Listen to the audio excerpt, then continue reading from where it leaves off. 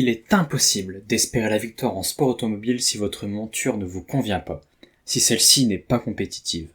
Il arrive parfois que vous manquez de chance et auquel cas vous ressentez de la frustration.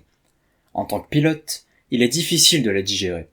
Mais quand vous êtes un constructeur qui a posé toutes ses cartes sur la table et que le croupier vous annonce que vous ne repartirez pas avec le gros lot, le moral doit descendre bien bas. Toutefois, l'inverse peut se passer également.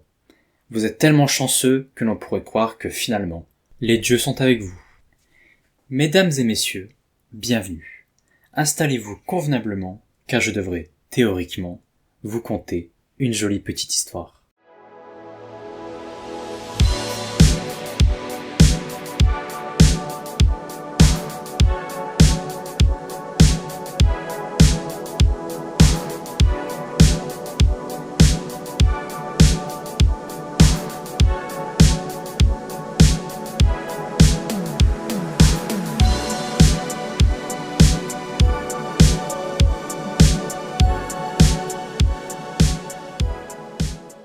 Tell me a sound that's better than this.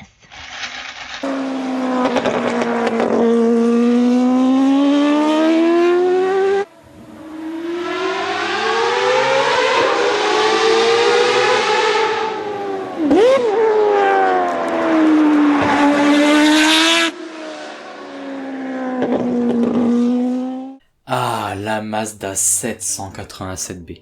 Véritable orchestre symphonique et surtout, une icône.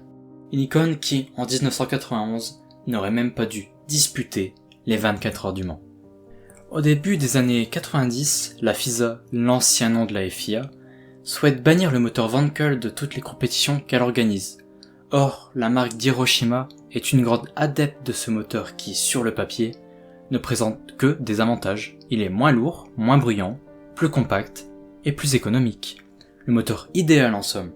Cependant, il ne tenait pas du tout ses promesses. Il était même sujet à de très gros défauts de fiabilité. Lors de l'exercice 90, les deux Mazda 787 engagés abandonnent sur panne mécanique, laissant un goût amer aux dirigeants japonais. Les Nippons ne vont rien lâcher. Ils veulent à tout prix un résultat.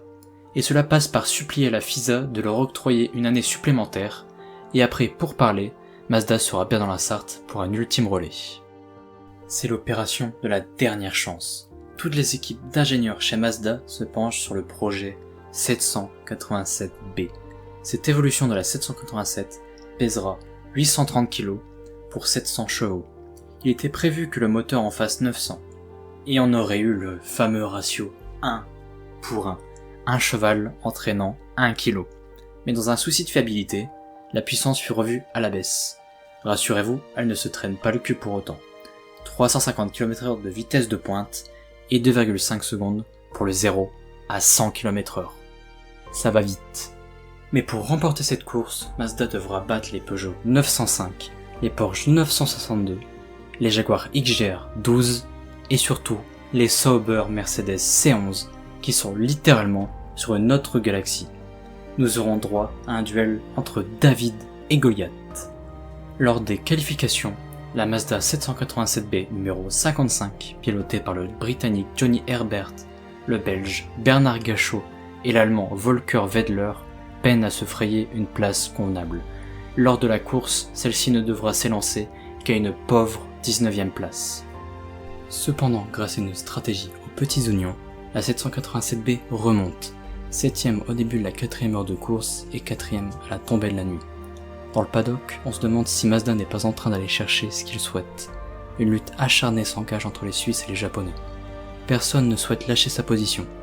2 des 3 Sauber sont malheureusement contraintes d'abandonner sur problème mécanique.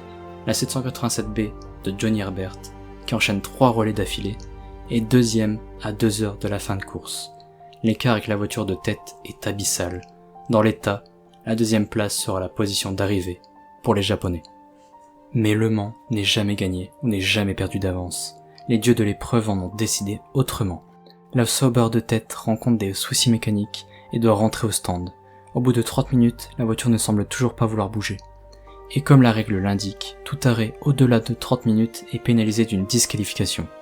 Il reste 2 heures. Mazda est en tête. Mazda le restera.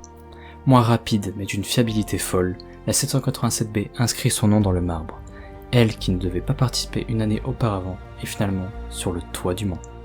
Cette victoire est encore plus belle quand on sait que Mazda a remporté cette édition 91 avec un moteur en qui personne ne croyait.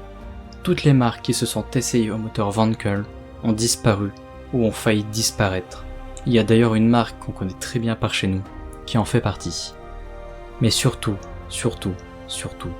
la 787B est la toute première voiture japonaise à franchir la ligne d'arrivée en tête. Ils ont ainsi offert au peuple japonais leur tout premier moment de joie dans la Sarthe. Moment de joie qui malheureusement ne pourra être redistribué qu'après une longue période de disette en 2018.